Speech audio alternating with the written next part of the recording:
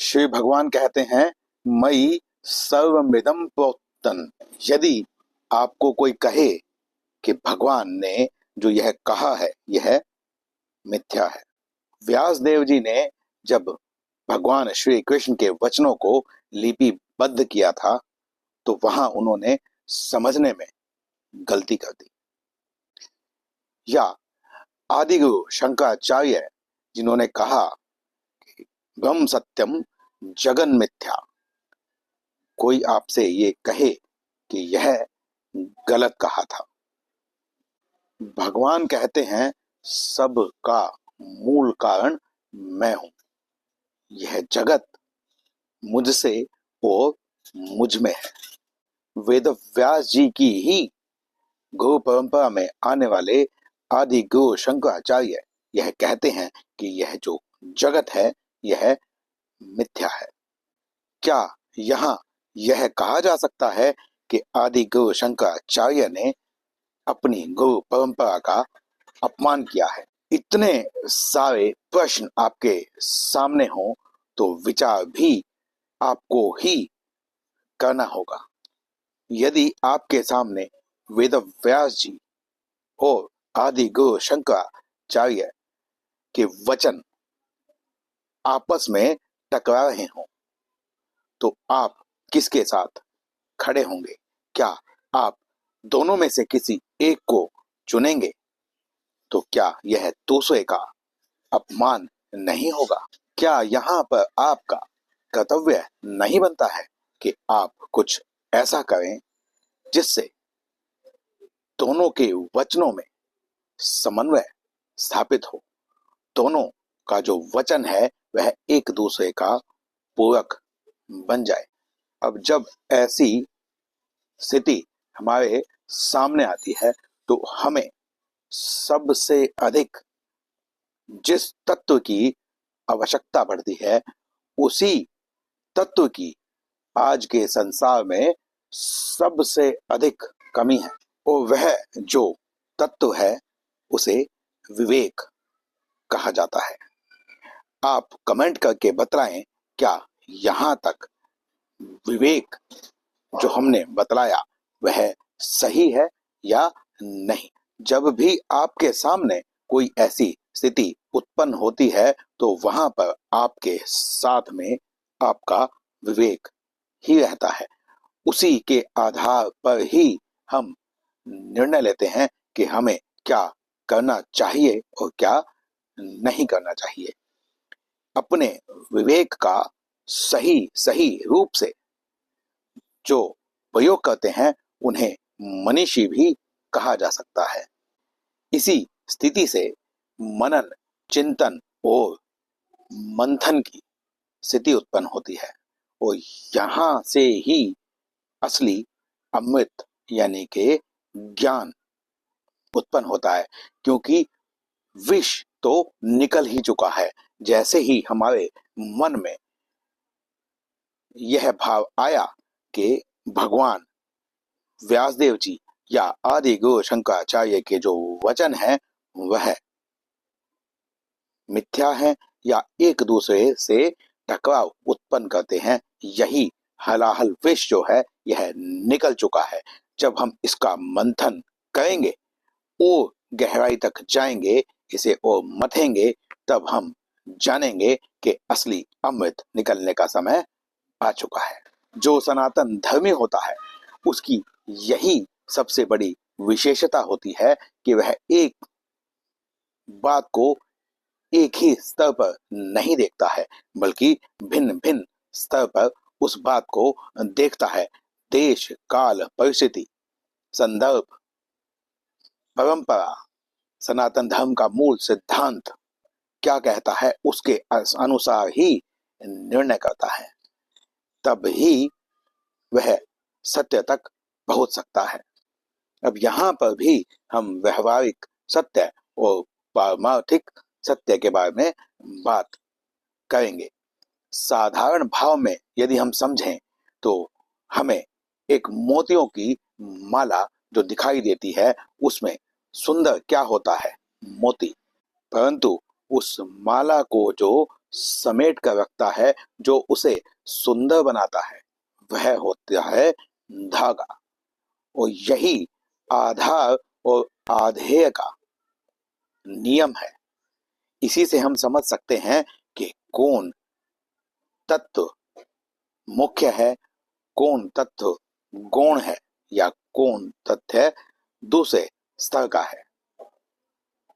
देखने वाले को माला दिखाई देती है, आधार उसका धागा होता है, परंतु यदि कहें कि मोती मुख्य है और धागा नहीं, या धागा मुख्य है मोती नहीं, तो यहाँ समस्या उत्पन्न हो जाएगी। यहीं पर ही यह भेद निकल कर आता है कि जब कहते हैं ब्रह्म सत्यम जगन मिथ्या, तो जगत जो है वह मिथ्या है, परंतु जो ब्रह्म है वह तो सत्य है। यहाँ पर देखने वाले ने धागे को देखा और मोतियों को नहीं, क्योंकि उस मोतियों को गूंथ कर रखने में अहम योगदान जो है वह धागे का है। परंतु दूसरी विचारधारा यह कहती है कि सब कुछ ही ब्रह्म है। भगवान श्री कृष्ण भी कहते हैं सर्वमिदं प्रोक्तम, अर्थात सब कुछ मुझसे ही है और मुझ में ही गुथा हुआ है। अब यही यह जो भेद की स्थिति है उसे समझना होगा। दृष्टि का जो भेद है वह देखना होगा कि आप क्या देखते हैं, मोती, धागा या संपूर्ण माला। अब यदि आप संपूर्ण माला देखते हैं तो आपको यह जगत भी ब्रह्म दिखाई देगा। यह भगवान जो है वह तो ब्रह्म है ही, अर्थात आप यह जान जाएंगे कि सृष्टि के आरंभ से सृष्टि के अंत तक जो भी दृश्यमान जगत में दिखाई देता है वह सब ब्रह्म ही है। परंतु आदि गुरु शंकराचार्य ने ऐसा क्यों कहा कि ब्रह्म सत्यम जगत मिथ्या? यह जो श्लोक है, इस श्लोक को हम कुपित नहीं कर सकते हैं, क्योंकि आदि गुरु शंकराचार्य इतने ज्ञानी व्यक्ति थे, उन्हें स्वयं शंकर का अवतार भी बतलाया जाता है। तो वहां पर वो कहना क्या चाह रहे थे, यह भाव हमें समझना होगा। आदि गुरु शंकराचार्य एक आचार्य थे, और आचार्य का अर्थ होता है जो अपने आचरण से, अपनी शिक्षा से पूरे संसार का भला करें। तो यहाँ पर आदि गुरु शंकराचार्य ने यह बात इसीलिए कही थी कि वह अपने पीछे अनुसरण करने वाले शिष्यों को और हम जैसे मूढ़ जो कुछ भी नहीं जानते हैं उनको यह बतलाने के लिए कि इस जगत में जो हम देख पा रहे हैं, इस दृष्टि से हम जो देख पा रहे हैं उससे भी ऊपर कुछ और है। हमें इस जगत को भोगने में ही व्यस्त नहीं रहना है। इस जगत को साधना का माध्यम बनाकर हमें उस परम सत्य को पाना है। हमें पहली, दूसरी, तीसरी सीढ़ी पर ही नहीं रुक जाना है, हमें उस छत तक जाना है।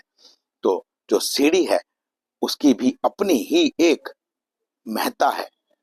वह ना निकृष्ट है ना उत्कृष्ट है, बस वह एक साधन है उस परम लक्ष्य तक पहुंचाने के लिए। तो हमें सीढ़ी पर रुककर नहीं बैठना है, उस छत तक जाना है। इसीलिए आदि गुरु शंकराचार्य ने कहा था ब्रह्म सत्यम जगत मिथ्या। यदि हमें कुछ सही अर्थ में जानना है तो हमें सनातन धर्म के मूल सिद्धांत को भी समझना पड़ेगा। सनातन धर्म क्या कहता है, पहले चरण में प्रश्न करो, अर्थात जिज्ञासा। जिसमें जिज्ञासा नहीं है वह कुछ भी जीवन में पा ही नहीं सकता, वह पत्थर या पशु के समान है। फिर भगवान कहते हैं कि जब आपने जिज्ञासा की तो जिज्ञासा करने पर आपके सामने बहुत सारे तथ्य उपस्थित हो जाते हैं। दूसरा जो पड़ाव है उसे कहते हैं विवेक। विवेक से आपको जितने भी उत्तर प्राप्त हो रहे हैं उन उत्तरों में से सबसे प्रासंगिक कौन सा उत्तर है? देश काल परिस्थिति से, परंपरा से, आचार्यों की शैली से आपको यह निर्णय लेना पड़ेगा कि कौन सा उत्तर सबसे प्रासंगिक है और उस उत्तर को ही आपको अपनाना होगा। और यह जो उत्तर है यही असली अमृत है, यही असली ज्ञान है। सनातन धर्म की सबसे बड़ी विशेषता का प्रमाण ये है कि सनातन शास्त्र स्वयं ही यह कहते हैं कि एक ही सत्य को संत जन अलग अलग प्रकार से कहते हैं। सनातन धर्म प्रश्नों से नहीं डरता है, बल्कि वह हर विचारधारा को अपने अंदर समेटने की शक्ति रखता है, क्योंकि सनातन धर्म एक समुद्र है और समुद्र जिस प्रकार से उसमें गिरने वाली नदियों से जो सतत उसमें गिरती रहती हैं, परंतु समुद्र उनसे विचलित नहीं होता है, क्योंकि समुद्र में बहुत गहराई है। ऐसे ही सनातन धर्म जो मूल सिद्धांत है उसमें बहुत गहराई होने की वजह से वह सभी विचार धाराओं को अपने में समेट लेता है। अब यहाँ जो मुख्य बात है वह निकल कर आती है कि जो रटा रटाया ज्ञान, या जिसको हम पाठ कह सकते हैं, पढ़ लेते हैं, परंतु वह जिज्ञासु यदि न हो तो वह कभी अंतिम सत्य तक नहीं पहुंच सकते।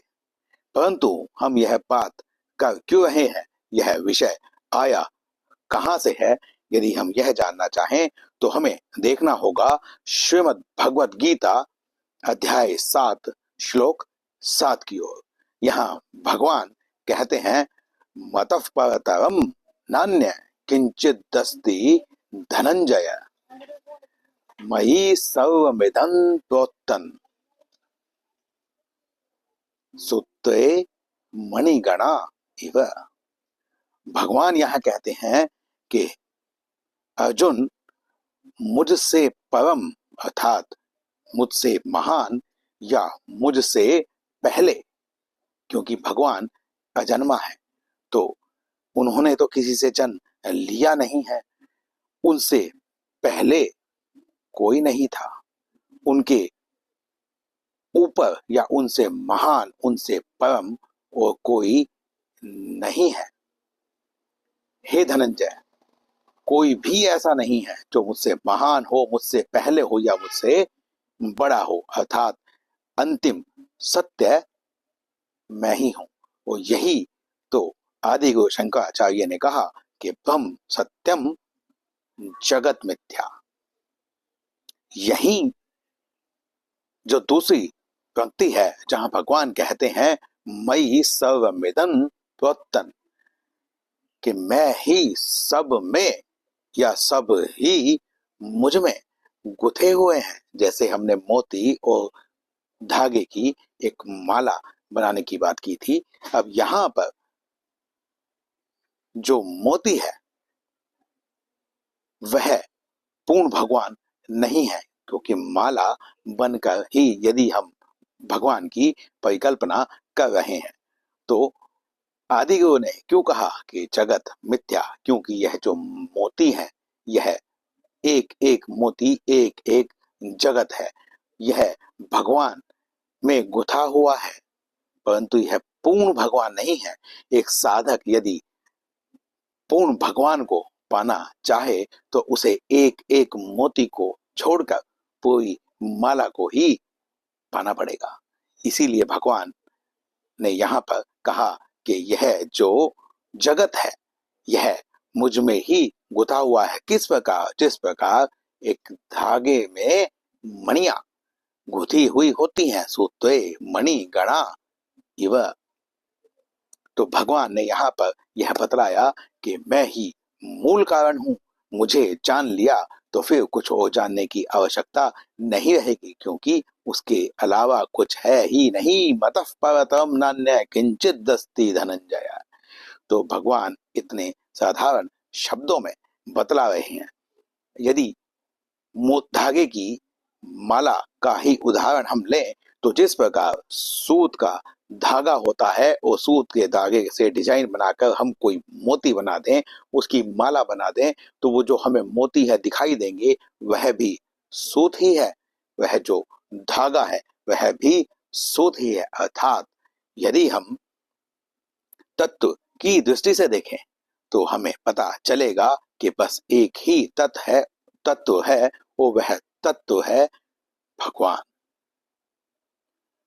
परंतु यदि हम साधक से सिद्ध योगी बनना चाहते हैं तो हमें यह समझना होगा कि हमें इस जगत की बहुत आवश्यकता है। यह जो जगत है यह निकृष्ट नहीं है, इसको नकारना नहीं है, क्योंकि है तो यह भी भगवान का ही एक अंग, भगवान से ही बना हुआ। तो जो भगवान से बना है उसका बहिष्कार तो हमें नहीं करना है, परंतु हमें उसे परम साधन बनाकर साध्य की ओर देखना है। इसीलिए यहाँ पर विवेक के आधार पर शास्त्रों के अर्थ के अनुसार, परंपरा के ज्ञान के अनुसार सनातन धर्म का जो मूल है उसका जब हम समन्वय करते हैं तो हमें भगवान श्री कृष्ण, व्यास देव जी और आदि गुरु शंकराचार्य और आने वाले आचार्य जो विवेक के आधार पर, शास्त्रों के आधार पर व्यवहारिक, प्रासंगिक, परंपरागत विचारों के अनुसार समाज को नए नए मोती देते हैं, उनका हमें सदैव शुक्रगुजार होना चाहिए, आभारी रहना चाहिए। तो आशा करता हूं इस श्लोक का भावार्थ और अपना अजीब सा लॉजिक मैं आप तक पहुंचाने में सफल हुआ हूं या नहीं। यदि आपको लगता है कि मैंने जितना भी बताने की कोशिश की, प्रयास किया, अपने विवेक के आधार पर जो मैंने व्याख्या बनाई, क्या वह सही है, क्या वह गलत है, आपकी प्रतिक्रिया के इंतजार में यह सेवक बैठा हुआ है। तो भगवान श्री कृष्ण के वचनों को समझने के लिए, सनातन धर्म के सिद्धांतों को, शास्त्रों के ज्ञान को, जो के विवेक के आधार पर हमारी बुद्धि में आते हैं, जो आज भी व्यवहारिक हैं, वो तब भी व्यवहारिक थे, वो हम नहीं रहेंगे तब भी व्यवहारिक ही रहेंगे। उसे व्यवहारिक तरीके से समझना है तो फिर मिलेंगे अगले वीडियो में। श्री सीताराम।